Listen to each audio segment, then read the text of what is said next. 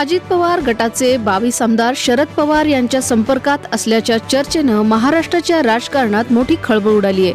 मुंबईतील वाय.बी. चव्हाण सेंटरमध्ये पार पडलेल्या बैठकीत यावर सविस्तर मंथन झालं. राष्ट्रवादी काँग्रेसच्या या महत्त्वाच्या बैठकीत केवळ राजकीय रणनीतीच नाही तर पक्षाच्या अस्तित्वाबाबत सुरू असलेल्या अफवांवरही नेत्यांनी स्पष्ट भूमिका मांडली. सत्ताधारी गटातील सुमारे 22 आमदार गेल्या काही दिवसांपासून शरद पवार यांच्या संपर्कात असून ते योग्य वेळेची वाट पाहत आहेत. सुनील तटकरे आणि प्रफुल्ल पटेल यांनी शरद पवार यांची घेतलेली गुप्त बैठक आणि त्यानंतर निर्माण झालेली स्थिती यामुळे अजित पवार गटात मोठी नाराजी असल्याचं समोर आले. शरद पवार यांनी या आमदारांबाबत बैठकीत कोणतीही चर्चा केली नसली तरी त्यांची ही शांतता एका मोठ्या राजकीय रणनीतीचा भाग असल्याचं मानलं जातंय. देशभरात खळबळ उडवून देणाऱ्या नीट पेपर फुटी प्रकरणात पुण्यातून आणखी एका आरोपीला सीबीआय कडून अटक करण्यात आली आहे. अटक करण्यात आलेला आरोपी हा बालरोग तज्ज्ञ असून डॉक्टर मनोज शिरुरे असं त्याचं नाव आहे. मनोज शिरुरे याने शिवराज मोटेगावकर कडून स्वतःच्या मुलासाठी पेपर खरेदी केल्याचा आरोप आहे. सीबीआयनं मनोज शिरुरेला लातूरहून चौकशीसाठी पुण्यात आणलं होतं. या चौकशीनंतर मनोज शिरुरेला सीबीआयनं अटक केली आहे. आतापर्यंतच्या कारवाईतील ही पहिली अटक आहे जी एखाद्या विद्यार्थ्याच्या पालकाला झाली आहे. तर दुसरीकडे मनीषा मांढरे ज्या मॉडर्न महाविद्यालयाच्या प्राध्यापिका म्हणून काम करत होत्या त्या कॉलेजमध्ये जाऊन सीबीआयनं तपासणी केली आहे. येत्या 24 तासात शेतकऱ्यांना 25% पेट्रोल पंप राखीव करा अन्यथा सरकारी वाहनं फिरू देणार नाही असा गंभीर इशारा शरद पवार गटाच्या राष्ट्रवादीनं दिलाय. राज्यातील अनेक भागात इंधनाचा तुटवडा भासत असल्यानं अनेक ठिकाणच्या पेट्रोल पंपावर वाहनांच्या रांगा लागल्यात. जालना जिल्ह्याच्या जिल्हाधिकाऱ्यांनी तर पेट्रोल डिझेलचा जपून वापर करा असं आवाहन केलंय. पेट्रोल पंपावर डिझेल मिळत नसल्यानं शेतकऱ्यांना शेतजमिनी तयार करताना मोठ्या अडचणी निर्माण झाल्यात. पुढील 15 दिवसात जर शेतकऱ्यांच्या जमिनी तयार होऊ शकल्या नाहीत तर पेरण्या करण्यास अडचण निर्माण होणार असून शेतकऱ्यांच्या आर्थिक अडचणीत वाढ होणार आहे. त्यामुळे तातडीनं शेतकऱ्यांसाठी सरकारनं डिझेल पंप राखीव करण्यात यावे अशी मागणी राष्ट्रवादी काँग्रेस पक्षाकडून करण्यात आली आहे. नीट पेपर फुटी प्रकरणात सीबीआय कडून धक्कादायक खुलासा करण्यात आलाय. मुख्य सूत्रधार शिवराज मोटेगावकरला पी.व्ही. कुलकर्णीनं तब्बल 132 प्रश्न पुरवल्याची माहिती उघड झाली आहे. या प्रकरणाचा मुख्य सूत्रधार शिवराज मोटेगावकरनं केवळ पेपरच चोरला नाही तर थेट एनटीएच्या मुख्य पॅनलमध्ये आपलीच माणसं पेरल्याचं सांगितलं जातंय. मोटेगावकरनं अत्यंत हुशारीनं आणि सुनियोजितपणे मोडस ऑपरेंडी राबवल्याचं सीबीआयच्या तपासात उघडकीस आलंय. प्रश्नपत्रिकेच्या भाषांतराची जबाबदारी असलेल्या पी.व्ही. कुलकर्णीनं 135 पैकी 132 प्रश्न शिवराज मोटेगावकरला पुरवले होते. या प्रश्नांची PDF मोटेगावकरकडे आधीच उपलब्ध होती. भाषांतरासाठी दिलेले 3 संच कुलकर्णीनं लीक केल्यानं परीक्षेची गोपनीयता धोक्यात आली. इतकेच नव्हे तर शिवराज मोटेगावकरने हे सगळे प्रश्न लिहून घेतले होते असं तपासात निष्पन्न झाले. देशात उष्णतेची विक्रमी तीव्र लाट पसरली आहे. दरम्यान स्कायमेट या हवामान संस्थेनं अरबी समुद्रावर एक नवीन प्रणाली तयार झाल्याचा अहवाल दिलाय ज्यामुळे मान्सूनचे वारे कमकुवत होऊ शकतात.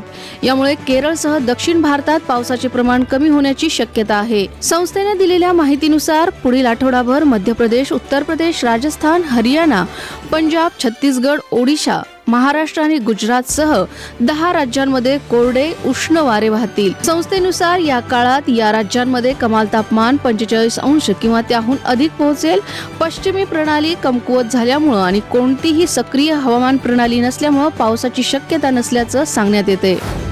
मुख्यमंत्री माझी लाडकी बहीण योजनेतील काही लाभार्थी महिलांना गेल्या आठवड्यात मार्च आणि एप्रिल महिन्याचे पैसे मिळण्यास सुरुवात झाली आहे. या योजनेच्या काही लाभार्थी महिलांना दोन्ही महिन्यांची रक्कम मिळाली नसल्याचं समोर आलं होतं. आज महाराष्ट्र शासनाच्या सामाजिक व न्याय विभागाकडून एक शासन निर्णय जारी करण्यात आलाय. सामाजिक न्याय विभागाच्या शासन निर्णयानुसार 730 कोटी रुपयांचा निधी वितरित करण्यास मान्यता देण्यात आली आहे. ही रक्कम मार्च आणि एप्रिल महिन्याच्या हप्त्याच्या वितरणासाठी मंजूर करण्यात आली आहे. त्यामुळे ज्यांना या 2 महिन्याचे पैसे आले नाहीत त्यांच्या खात्यात लवकरच पैसे जमा होणार असल्याचं सांगण्यात येते.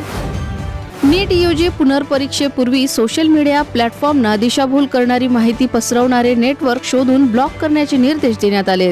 केंद्रीय शिक्षण मंत्री धर्मेंद्र प्रधान यांनी केंद्रीय सुरक्षा आणि गुप्तचर यंत्रणांसोबत उच्चस्तरीय आढावा बैठक घेतली. परीक्षेचे सुरक्षित, पारदर्शक आणि निष्पक्ष आयोजन सुनिश्चित करण्यासाठी कडक सुरक्षा व्यवस्था करण्यावर भर देण्यात आला. बैठकीला शिक्षण मंत्रालयाचे वरिष्ठ अधिकारी आणि एनटीएचे महासंचालक उपस्थित होते. संभाव्य त्रुटी आधीच ओळखून प्रतिबंधात्मक योजनांवर सविस्तर चर्चा करण्यात आली.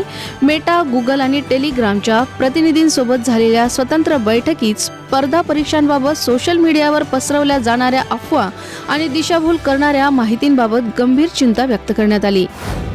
इराण आणि इस्रायल अमेरिका यांच्यातील युद्ध संपण्याची कोणतीही शक्यता दिसत नाही. त्यातच आता अमेरिकेचे राष्ट्राध्यक्ष डोनाल्ड ट्रम्प यांनी केलेल्या एका वक्तव्यानं चर्चेला उधाण आले.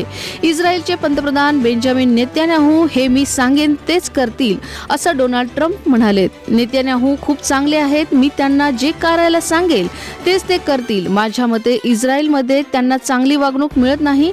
सध्या इस्रायलमध्ये माझी लोकप्रियता 99% आहे. मी पंतप्रधान पदासाठी निवडणूक लढवू शकतो असं डोनाल्ड ट्रम्प म्हणाले. त्यांच्या या खोचक वक्तव्यानंतर जगभरात एकच खळबळ उडाली आहे. IPL 2026च्या 65व्या सामन्यात कोलकाता नाईट रायडर्सनं मुंबई इंडियन्सला पराभूत करून आपल्या प्लेऑफच्या आशा जिवंत ठेवल्यात. कोलकाताने 5 वेळच्या विजेत्या मुंबई इंडियन्सला 4 गडी राखून पराभूत केलं. खराब फलंदाजीमुळे मुंबईवर अखेरच्या सामन्यातही पराभवाला सामोरं जाण्याची नाचक्की सहन करावी लागली. IPLचा 65वा सामना कोलकात्यातील ईडन गार्डनवर खेळला गेला. यात KKRनं 4 विकेट राखत मुंबईला हरवलं. मुंबईने दिलेल्या 148 धावांचं आव्हान कोलकाताच्या संघानं 19 षटकात 6 विकेट गमावत पार केलं. दरम्यान या विजयामुळे KKRच्या प्लेऑफमध्ये पोहोचण्याच्या आशा अजूनही जिवंत आहेत. टीव्हीवरील कॉमेडी क्वीन भारती आणि तिचा पती हर्षचा घटस्फोट होणार असल्याच्या चर्चा सोशल मीडियावर रंगत आहेत. मात्र आता या चर्चावर भारती सिंगनं मोठा खुलासा केलाय. भारतीनं नुकत्याच एका ब्लॉगमध्ये घटस्फोटाच्या चर्चा खोट्या असल्याचं म्हटलंय. तसंच दोघंही आनंदानं एकत्र राहत असल्याचं तिनं सांगितलंय. याविषयी बोलताना तिने अनेक वाईट अफवा पसरत आहेत ज्या पूर्णपणे खोट्या आहेत. आम्ही दोघेही कधीही वेगळे होऊ शकत नाही, कदाचित मृत्यूनंतरही नाही. भारती आणि हर्ष यांच्यात दुरावा निर्माण झाला आहे किंवा त्यांचे संबंध बिघडले आहेत अशा अफवा ऐकायला येत आहेत. लोकांना हे ऐकून मजा येतेय असं तिनं म्हणत या चर्चा पूर्णपणे फेटाळून लावल्यात.